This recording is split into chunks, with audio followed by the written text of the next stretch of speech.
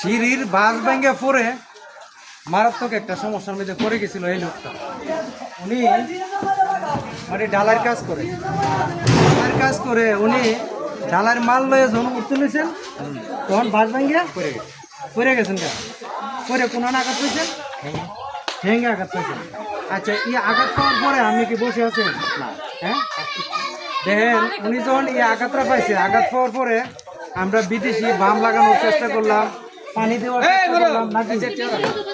দেওয়ার চেষ্টা করলাম। দেওয়ার পরে উনি আধা ঘন্টা বসেছিলেন না, আধা ঘন্টা পর থেকে আবার পুনরায় উনি ঠিকই আবার এই ডালাই মাল উড়াইছে। দেখেন পুরুষ লোকের জীবন ভাই কত যুদ্ধের জীবন, পুরুষ লোকের জীবন আসলে কত কষ্টের জীবন। এই লোকটা কত টাকা বেতন পাইবেন আজকা?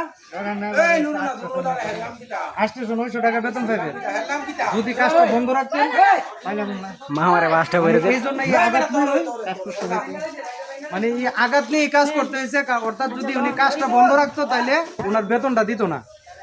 এই জন্য কিন্তু উনি কাজটা বন্ধ রাখে নাই। ওনার লোকে কিন্তু আরো প্রায় 10-15 জন লোক আছে ভাই। উনি কি করে দিয়েছিল কেন? হ্যাঁ, করে অনেকক্ষণ বসেছিল। আচ্ছা, তাহলে আমার পক্ষ থেকে ওনারা কি করে দেয়, ওনারা কি দিয়ে খুশি করতে পারে? হ্যাঁ, আমি জানি। হ্যাঁ, মুরব্বী কি কর? দেখেন মুরব্বীর বয়স কত? 70 উপরে। দেখেন কত পরিশ্রমের, কত কঠোর পরিশ্রমের কাজ। এই লোকটা যখন পরে গেছিল তখন কিন্তু আমি ভয় পেয়ে গেছিলাম যে আসলে যে ঘটনাটা ঘটছিল প্রচন্ড গরম ছিল, ছিল এই রৌদ্রের মধ্যে আপনি পরে গেছিলেন। হ্যাঁ, তা আমার পক্ষ থেকে আপনাকে আমি এই টাকাটা পুরস্কার দিলাম। বুঝেছেন তো? হ্যাঁ, বুঝি। ক্যামেরাটা সামনে আনো, একটা হাসি দেন বড় করে। আমার দাঁত নাই, হাসি দেখি। হ্যাঁ, হাসি দেবেন। এরপরে একটা হাসি দিতে বাবা। হ্যাঁ, দেখ এখন আপনি মোটামুটি সুস্থ তো? যাই হোক প্রিয় বন্ধুরা, উনি যখন কর্মটা করতে পারছে তাইলে উনি মারাত্মক ইনজুরি হয় নাই। যদি মারাত্মক ইনজুরি হইতো তাহলে আমরা চেষ্টা করলাম ওনাকে ডাক্তারের কাছে নিয়ে যাওয়ার জন্য। তো ওনার এই কষ্ট দেখে আমার খুব খারাপ লাগছে। এই জন্য আমি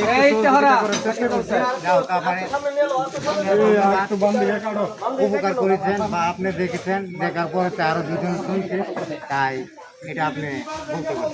তো এই বিল্ডিং কি আমার? আমি কাজ করেছি? আপনি করেন আর আপনার যারই হোক একজন। যাই হোক, এই বিল্ডিং কিন্তু আমার না, মানে আমার বাতিজা বিল্ডিংটা করতেছে। এতক্ষণ আমি এখানে ছিলাম, আমার মামা শ্বশুর ছিল, তো আমরা তো কলিয়ানা হেরার সাথে থাকছি, কিন্তু ঘটনাটা কারণে আমি ওনাকে ধন্যবাদ সবাইকে। আসসালামু আলাইকুম।